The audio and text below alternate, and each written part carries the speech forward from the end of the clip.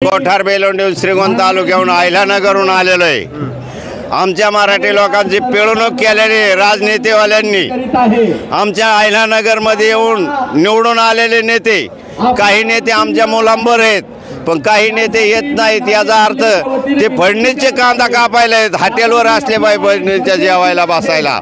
ते मराठ्यात यायला लाजत आहेत, त्यांना परत आम्ही कधी सारलेलं नाहीत। परत त्याला लोकशाही मार्गानेच वाट लावणार, त्याच्या संग भांडणार सुद्धा नाहीत। मनोजदादाने आमच्या कानाला खडं लावून सांगितलंय भांडण करायचं नाही, विषय मांडायचा यासाठी आम्ही आलोत। आम्ही 10 दिवस जरी मनोजदादा ह्या मांडवा उभे राहिले तर 10 दिवस यातले एकही पेशी माघारी जाणार नाही। मी स्वतः शंख फुकून 3 दिवस आज कपाळाला गंध नाही माया, का सकाळ पाहून आंघोळ कराय पाणी नाही।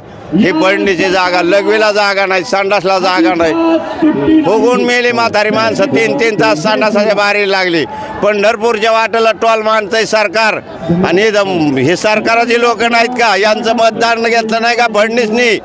मराठी लोकांचे शेती बाजार पाडले त्यांनी, 2000ची कांद्याची पेशी त्यांनी 200 रुपये आणले आणि महिलांना 3000 देतो ना आमचे 2000 गोणी मागलेच कमी करतो।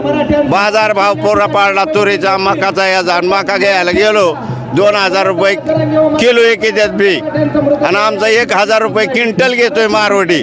आमच्या शेतकऱ्याच्या बाजारावर मारवडी दुकानदार केलाय, त्याच्यामुळं आमची शेती आम्हाला अजिबात परवडणार। आम्हाला वेस खावा का फाशी घ्यावा असं बी कळना। आमचे गरीब शेतकरी फाशी घ्यायला लागल्यामुळं मी बी गरीबच आहे, पण मी नागाड म्हणलोय, मुला हो मरू नका, मारू बी नका, मरू न देऊ नका, पण ह्या पुढल्याला सोडू नका। ह्याच्यासाठी आम्ही जन्माला आलो। जय शिवराया, जय छत्रपती। कधीपर्यंत बसणार आहे इथं आंदोलनाला आणि काय मागणी आहे? आमची मागणी मनोजदादाच्या आठपुरी केल्याशिवाय माघारी आम्ही हलत नाही। इथं काही जरी प्राण अंतिक झालं, आता तिथं जाऊन हल्ले करतात गाड्या भाड्याने लावून शासनाच्या।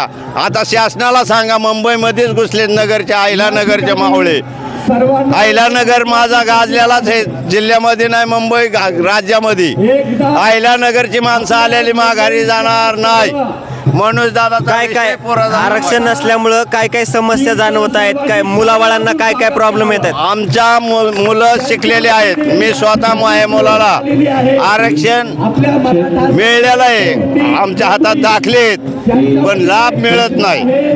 पोरगा सर्व्हिसला जायचा, मोडी शिक्षण आहे, मुला शिक्षण नाही, मी अशिक्षित आहे। मुलगा शिक्षण नसल्यामुळं मोडी शिकवला, त्याला सुद्धा 10-10 लाख रुपये मागते सर करायला। तो म्हणला बाबा शेततळ्याला कागद घेऊ, आणि मी बागायतदार होतो। माझा मुलगा पाठीव पंप टाकून 40 एकर शेतीला फवारणी करून पोट भरितोय, नोकरी सुद्धा जात नाही। तो म्हणतो मला नोकरी एवढे पैसे मला शेतकऱ्याकडून मिळतात। मामाच्या मळ्यात गेलो तरी बागावर हवा फवारणी करून पाठीव पंप आहेत माया मिळून लेकराच्या। अशी कितीतरी लेकराची हाल चाललेली, यांना आरक्षणचा लाभ मिळले पाहिजे। यांचे शिक्षण आमच्या मराठी लोकांचे भोकाट झाले पाहिजे। सगळा लाभ त्यांना दिला, देऊ दिला तर पांडुरंग त्यांचं बी भलं करू। आम्हाला 18 पगड जात आमच्या गावामध्ये। माझ्या गावातले बारीक बलुत्याचे लेकरं सुद्धा मला मामाच म्हणून बोलतात, आणि मी बी त्यांच्या आईवडिलाला मामाच म्हणतो।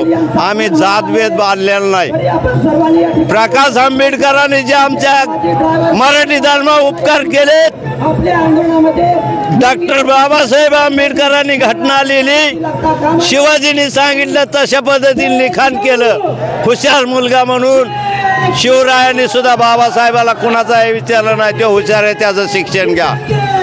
तेव्हा बाबासाहेबाचा मुलं प्रकाश आंबेडकर, आनंद आंबेडकर सराटीत आलते मनोजदादाला भेटा, मी त्याच्या हृदयात आहे। प्रकाश आंबेडकरच्या नातवंडांनी माझ्या हातात हात दिला।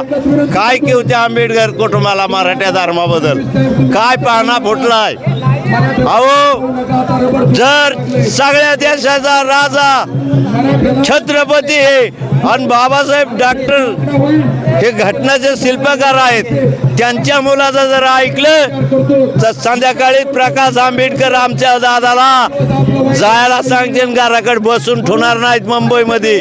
प्रकाश आंबेडकरची ट्रीटमेंट घ्या मुला हो तुम्ही, मराठी धर्माचे सेवा संघाचे सगळ्या पत्रकारांना माझी विनंती। मी जरी बोलत असलो मनोज दादाचा म्हणून सांगतोय, मी सगळ्याच समाजाचा आहे, मनोज दादाचा सुद्धा नसतोय. माझ्या समाजाच्या लहान लहान मुलांचे शिक्षण व्हावे आणि सगळ्या मुलांची, मुसलमान असू द्या मुंबईचे, त्यांच्या बी मुलाला शिक्षण मिळलं पाहिजे. डॉक्टर बाबासाहेब आंबेडकरांचा मुलगा प्रकाश आंबेडकर यांनी जी घोषणा केली, आमच्या पोट भरले 2 वर्षापासून. प्रकाश आंबेडकर आम्हाला देऊन टाका म्हणते, पण फडणवीसांनी ते त्याचं चलून द्यायनात. हवे शिवाजीचं राज्य मोडून काढताना प्रकाश करला परत बोराट्या बांधाय सांगतात. कधीच नाही प्रकाश आंबेडकराला आम्ही दुखून देणार. आमच्या खांद्यावर असणार जरांगे पाटला बरोबर प्रकाश आंबेडकर. आम्ही त्याच्या शब्दाला ऋणी आहेत. मी बी काय गाठ घेतलेली नाही कधी. माणूस म्हणतो लय बोलू नये. प्रकाश आंबेडकर भेटला तर मी म्हणेन मला शिवबांनी मिठी मारली, बाबासाहेबांनी मिठी मारली, मला बाबासाहेबांनी नीट केला असं म्हणेन. पण प्रकाश आंबेडकरच दिलं तर देऊ शकतो आरक्षण, असं आमच्या मराठ्याच्या डोक्यात आहे. 2 वर्ष झालं आम्ही चॅनल ऐकतोय. यांनी पक्ष लावालावी केली. आम्ही सगळ्याला सांगितलं कुणाला हात उचलू नका, काय नका, तुम्हाला जो मारीन तो पोलिसाला दाखवा.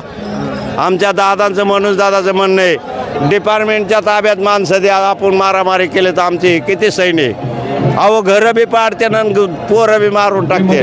पण आम्ही मारामारी करायला नाही. आम्ही लेकरा बाळाचे पोट भरावा आणि आमच्या मुलांचं आरक्षण मिळावा. त्या आरक्षणाची एक मोठी एक जात करून आणली. 18 लोक नाही आणली आम्ही, 15-20 लाख लोक गाड्या घेऊन वाटण येतात. एक फी मागितला टोल तर आमने मराठी जर गोळा झाला तर निश्चित टोलवर मुंबईची लाईट बिल भरते. आमचे मराठी रातभर लाईटीला दार धरतात आणि इळानी लाईट गायब असते, इळानी लाईट शहरात जाते. आणि आमचे दारुळे येचो काट्यात साप वाघ येत आमच्या इथं. एरिकेशन खाल त्याला जर म्हणलं ना आमच्या गावात बिबट्या दिसतोय, ते म्हणतात काय लागा पिंजऱ्यात यायना ना, आम्ही आलोच नाही. आमचे शेतकरी लोक बिबट्यासाठी हिलळ घेऊन वाटणी दार धरतात. हातात गेलं तर साप येतोय बाऱ्यात पाण्यात वाहून. वाघाच्या, सापाच्या, इत्ताच्या एवढ्या यत्न सोसून आमचा लेकरू पाठ उठतंय, गायला दार काढतंय आणि लेकराला शिब्बर ठोत नाही, कारण पगार कमी होईल. किटलीत होती तर मुंबईला गाड्या दुधाच्या येतात, त्या दुधाला सुद्धा 20 रुपयाच्या 25 रुपयाच्या पुढे भाव नाही. यांचं पेट्रोल जातंय 100 रुपये लिटर. आमचं दुधाव पहिलवान पोरं होत्यात, जे का हो तुम्ही 30 रुपये लिटरने घेतात. हा आमचं आव्हान आहे. आम्हा शेतकऱ्यांनी जर आवाज पुकारला तर मुंबईमध्ये पुन्हा मार्केटला कणीस नाही येऊन द्यायचो, चिपटेभर धान्य येऊन देणार नाही. 2000 रुपये किलोने काही घेता. पुणे आता कधीपर्यंत आंदोलन करणार आहे? आता कधीपर्यंत आंदोलन करणार आहे? मनोज दादा आमच्या आंदोलनाचे विचार घेणारे मनोज दादा आहेत. माझ्यासारख्या गरीब माणसाने थोरांची लात मारू नये, त्यांना भपलून देऊ नये. जे मनोज दादा निर्णय घेते त्यात आम्ही पक्के आहेत. पण त्यांना बी आम्ही आवाज दिलेला आहे की आपल्याला आरक्षण मिळले नाही तर मनोज दादांनी बोली केलेली आम्हाला, माझी अंतयात्रा निघेल पण मी माघारी येणार नाही. मग आम्ही त्याच्या मागं उड्या टाकणार आहेत पण सोडणार नाही फडणवीस. त्यांनी आमच्या लोकांचा छळ चालवला आहे एक बारीक समाजाच्या घरी. छत्रपती शिवाजी म्हणून सांगतो, बाबासाहेब आंबेडकरांच्या सगळ्या कुळाचा हात जोडून विनंती करतो. मी भागव्या शाल्याचा मंत्री नाही, मी शिपाई नाही, मी एक गरीब शेतकरी आहे. पाठ 4ला दूध काढून तुम्ही मला मुंबईला पाठवतोय, ह्याचा उपकार माझे आहेत. बाबासाहेब आंबेडकर, प्रकाश आंबेडकर यांच्या शब्दाला मान देऊन म्हणून दादा थांबवून राहते. आम्ही आव्हान करतो. जय हिंद, जय महाराज, जय शिव.